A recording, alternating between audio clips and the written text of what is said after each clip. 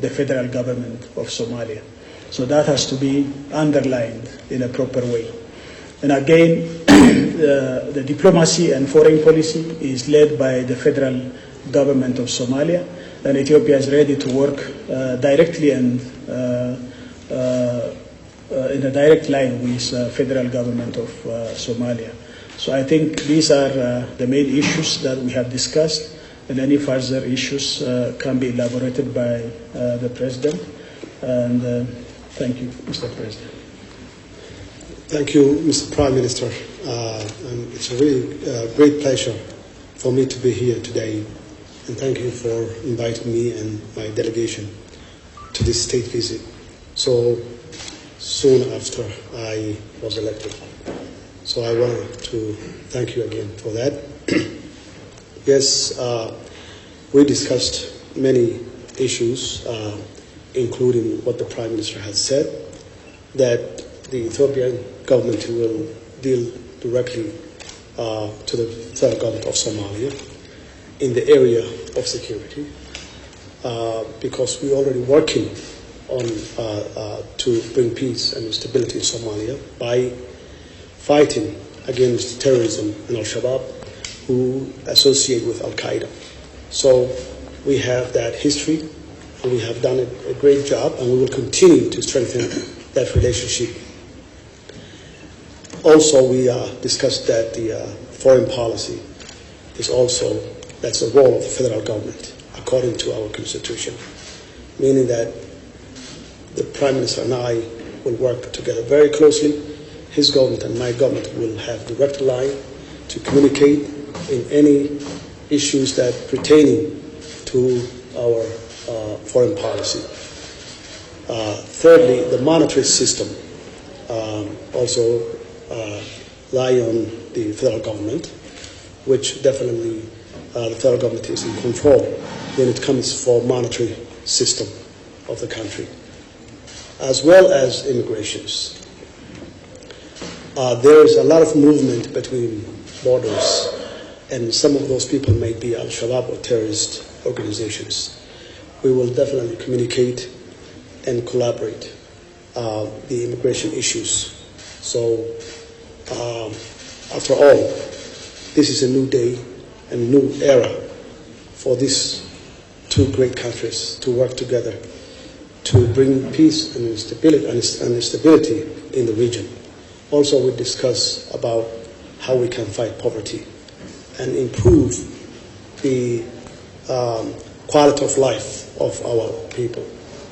And to do that, definitely we have to increase the trade activities between the two countries, and also to develop livestock, agriculture, and other areas we can work together.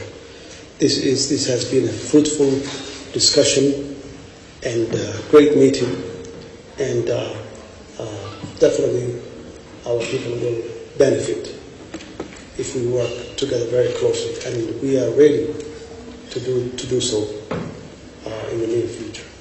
And again, thank you, Mr. Prime Minister, for your open and hospitality for me and my delegation. Thank you again.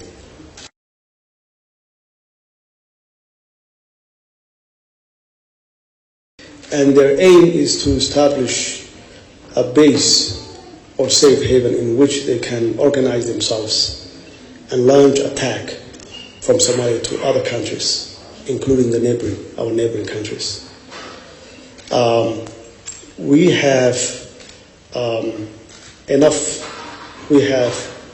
support from our neighboring countries, including Kenya and Ethiopia, as well as other troop contributory countries called AMISOM. They have been working with the government of Somalia side by side and died on one cause, to bring peace and stability in Somalia. And we really appreciate all their sacrifices they gave to Somalia, and their sacrifice will not go in vain. My government has a very extensive and comprehensive strategy to defeat Al-Shabaab in 2 years. Of course, with the support of our neighboring countries, AMISOM, as well as international community, because Al-Shabaab is not only a threat to Somalia, but also throughout the world. They only use in Somalia a base, but their intention and their strategy is to go beyond the borders of Somalia. That's why we have to collaborate and work together to defeat them, because they're a disease. They are not interested in for humanity and any type of development. So it's our best interest that Ethiopia, Somalia, Kenya, and all our neighboring countries to come together and fight this menace, because this is a threat. It's not only a threat to Somalia, but also other countries as well. I think if I got the question right, it is about regional contribution of Ethiopia, peace and stability. And I think Ethiopia's contribution is well known globally. We are contributing to peace in Somalia. The Somali people know, the government of Somalia, respective governments of Somalia know it. And it's, I think, a huge contribution, a contribution by blood, a contribution by sacrifice. It's just not simple material contribution. So we have been contributing for peace and the stability of our region, not only in Somalia, but also in other neighboring countries and the continent, including South Sudan, our peacekeeping forces are working very hard in a very disciplined manner to discharge the responsibilities. They are people-centered, and therefore people like them because they are very much integrating with the people of the country where they serve. So I think this is a well-known global record for Ethiopia. So our contribution is huge, but we still need to contribute more because we want to see peace and stability prevail in the whole continent and our Horn of Africa, which everybody knows is a very troubled region. So I think this is where we are, and I'm sure, as the President said, sometimes this thing is misunderstood by some groups which do not properly see the current Ethiopia in the perspective. Maybe they see the old Ethiopia and they try to manipulate and bring about the old Ethiopia into the current picture, which is completely wrong. The new Ethiopia is working very hard to see that we can either swim or sink together. There is no Somalia growing alone. There is no Ethiopia prospering alone. If we don't work very closely together and if we don't lift up our people out of poverty together, then none of us can thrive. So I think we believe that this is very much intertwined region and community, and our contribution, our progressive agenda will continue for the future as well. Yeah, before we wrap up this press conference, we would like to give an opportunity to one journalist. Can you give this gentleman? Yes, my name is Ali Abdullahi from Somali National TV. So I want to ask you, Mr. Prime Minister, this is with the last question.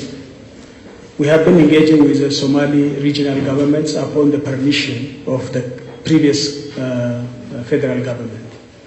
So we are not doing this directly. Whenever there is a need for any kind of support and negotiation, we always inform the federal government with the permission of the federal government of Somalia. Then they come to Addis and they work. We have very close relationship with all Somali leadership. We have no separation and division within the Somali leadership.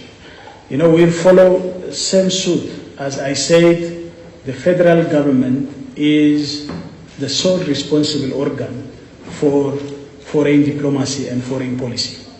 So without the permission and consent of the federal government of Somalia, Ethiopia and none other country should interfere into the sovereignty and integrity of the Somali national state.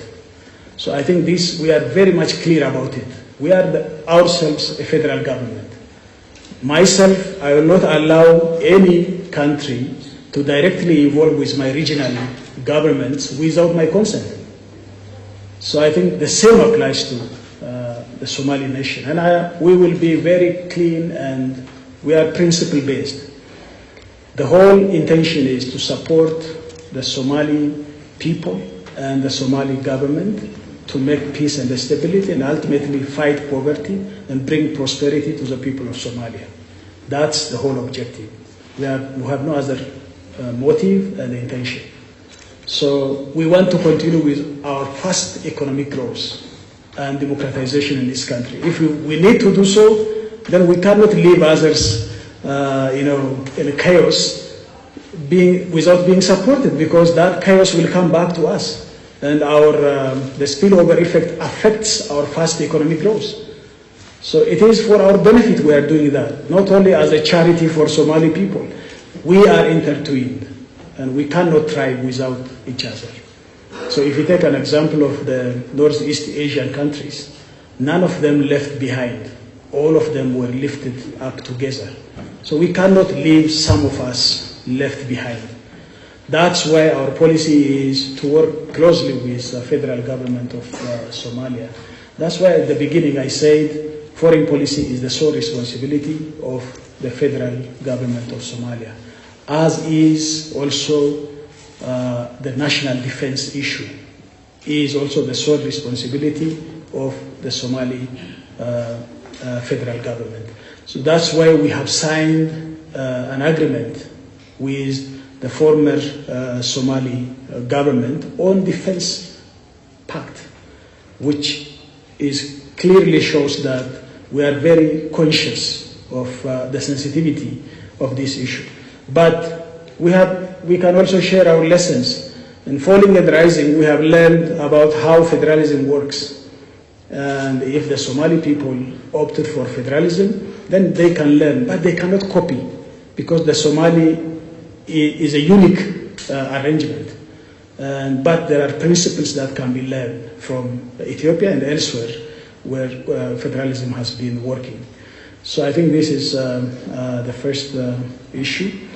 And the second issue is, in London conference, as a leader of IGAD or as a chair of IGAD, I have the responsibility to represent IGAD as a regional bloc. In this regard, the first thing is there should not be many cooks. There should be coordinated support to Somalia. Until now, the support of the international community to Somalia has not been as successful as it is, because there are a number of hands getting in there without being coordinated. So this is an opportunity for all the international communities acting together, speaking with one voice, for a coordinated support to the Somali government and its people. So I think that's the first thing that we have to achieve. The second thing is Somalia needs peace and stability, and of course there is contribution by the international community, but there should be a prescribed period of time where Al-Shabaab should be eliminated and the Somali Defense National Force be established. So I think this is the first agenda item that should be discussed and agreed upon. The second issue is recovering and reconstructing Somalia. Somalis themselves are not able to do so by themselves at this time. They need support. Major countries, even Europeans, after being destroyed, being supported by other Western countries to take off. This is high time for Somalia to be supported, like the Marshall Plan. That has to be there for Somalia to take off. This is high time. And the third issue is humanitarian aspect. Now there is humanitarian catastrophe in Somalia, and we believe that this is, even though it's a temporary problem, as I said, but should be supported as quickly as possible. So I think these are the three major issues, but the partnership issue, lastly, is very important, and we should have a coordinated partnership being demonstrated.